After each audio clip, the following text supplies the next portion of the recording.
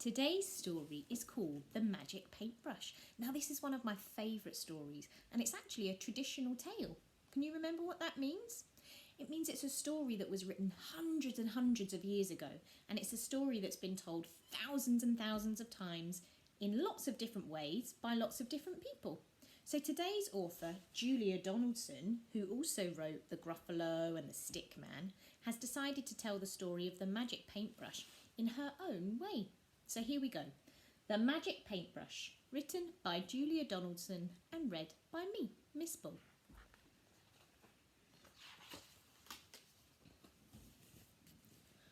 Go and catch some shrimps, Shen. Go and catch some fish. Go and gather oysters to fill the empty dish. Shen sits on the seashore. A stick is in her hand. She sits there drawing pictures in the sand.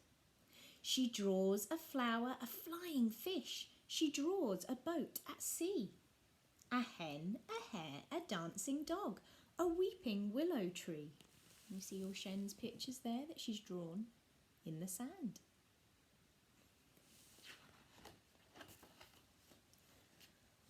The waves roll in and wash away the pictures in the sand, but on a rock there sits a man.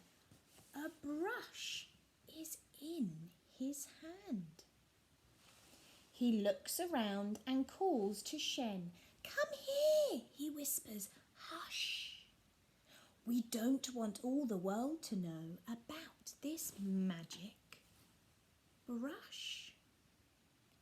He slips the brush into her hand and tells her to be sure never to paint for wealthy folk, but only for the poor. So wealthy means rich, so he's saying make sure you don't use this magic brush to paint for the rich people if they ask you, only paint for the poor people.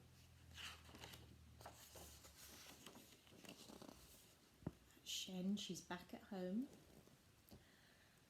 "Did you catch some shrimps, Shen? Did you catch some fish? Did you gather oysters to fill the empty dish?" "No shrimps, no fish, no oysters." Shen laughs and runs inside. She paints a pot, then stands and waits until the paint has dried. I wonder what Shen is going to paint on the pot.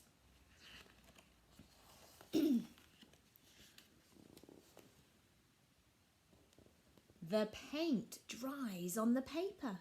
The painting of the pot is not a painting anymore, but real and steaming hot.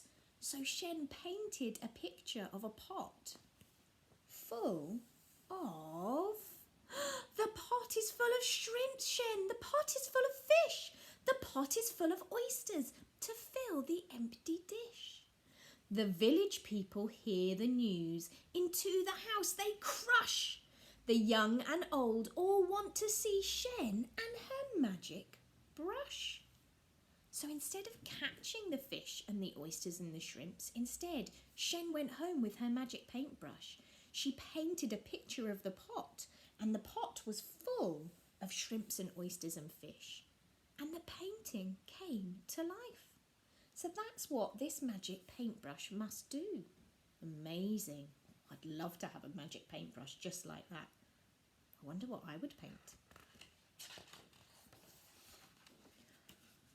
Well, Shen decided to paint a melon for a boy, a ladder for a man, a basket for a woman, and for a girl, a fan.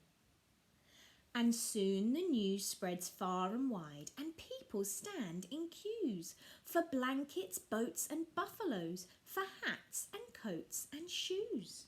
So remember the man said to Shen, he said, make sure you don't paint things for the rich people, because they've already got everything they need. Only paint things for the poor people. So all of these poor people must need all of these things. Blankets, everybody needs a blanket, don't they? Or things to keep them warm. Boats, maybe they need the boats to go out fishing to catch fish so that they can eat the fish. Buffaloes, so a buffalo is like a cow.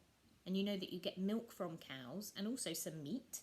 So maybe that's what they need the buffaloes for. Hats, well, you need hats to keep you nice and warm, don't you? And coats are the same. And shoes, you need shoes to walk outside, don't you? So that's what all of these people need.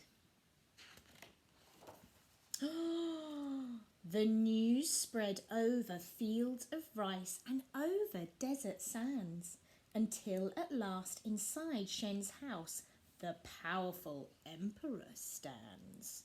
I order you to paint a tree and make it very big. Instead of leaves, paint golden coins, 100 on each twig. Shen shakes her head. Your Majesties, I promised, to be sure, never to paint for wealthy folk, but only for the poor.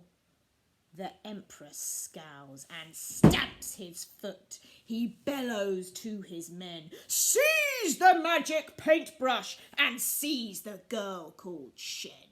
So to seize something means you need to catch it. So he's saying, get that magic paintbrush and catch that Shen.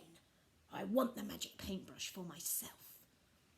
But if he's the emperor, he must already be really, really rich. Do you think he really needs a very big tree with golden coins on it? Not really. He's being really, really greedy, isn't he, and selfish. And Shen, she's done the right thing there, hasn't she? She said, no, I said that I wouldn't paint for rich people, only for the poor. I don't think the emperor's too happy, though. Oh, no. Now Shen sits in prison upon a cold stone floor. She waits there till the emperor opens the prison door.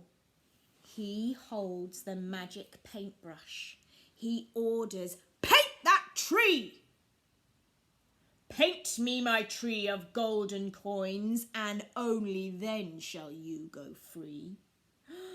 She takes the brush and, bowing low, says, Gracious Majesty, come back here in the morning and you shall have your tree.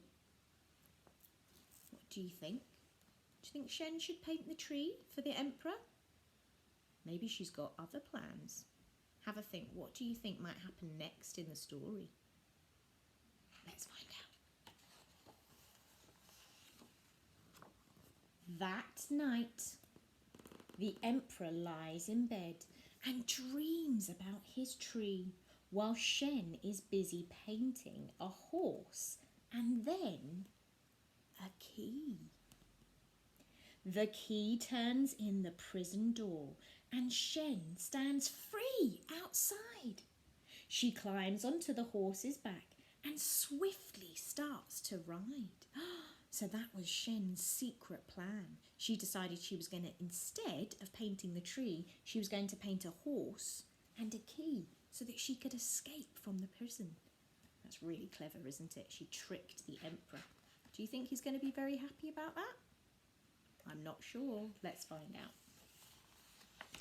Where are my coins? The emperor shouts. Where is my golden tree? Where is the magic brush? He cries. Who let the girl go free? He climbs onto his fastest horse and rides with all his men. Over the fields and desert sands, they gallop after Shen. They're going to try and catch Shen. It's Shen! It's Shen! She's back again! The neighbours gather round, but Shen is painting silently while distant hoofbeats sound. So who do the hoofbeats belong to, do you think? The emperor's horses, so she can hear them coming. She paints a mighty river, a river deep and wide. The emperor and all his men stop on the other side. So she's trapped them with a river they can't get across. The emperor scowls and stamps his foot. He shakes his fist at Shen. I'll swim across your river, and so will all my men, he says. Oh no! How could Shen stop him from swimming across the river? What could she do? Maybe she could paint something. What do you think she could paint? What would stop him from swimming across the river? I'll give you a little minute to think. Shall we find out? But Shen is busy painting a beast with scales and claws. Its scarlet wings are open and flames curl from its jaws. So scarlet it means red. My dragon needs a tail, says Shen, and then it will be real. Yes, then it will be roaring and ready for a meal. What meal do you think the dragon could eat? Maybe the emperor. Now, shall I paint this tail, she asks, or would you rather go? She dips her brush into the pot. The emperor cries out, no! He turns his horse and rides away. Away ride all his men. Shen takes the magic paintbrush and starts to paint again. I wonder what she's going to paint. She paints a mound of golden rice and cakes like little moons, and drums and flutes till all the streets ring out with merry tunes. The sun goes down, the moon comes out and shines as bright as day, when Shen and all the villagers dance the night away. Oh, look, they're so happy that finally the emperor and all of his men have gone. Well done, Shen. Shen saved the day with her magic paintbrush. The end. I hope you enjoyed the story, and I really hope you enjoy painting your cherry blossom pictures today. Maybe you could send me some pictures of your paintings, or maybe you could have a go at pretending you have a magic paintbrush.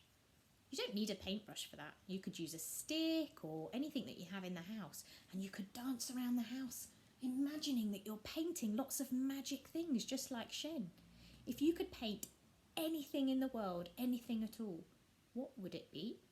I wonder. Maybe you could send me your answers. Have a lovely day. I'll see you soon.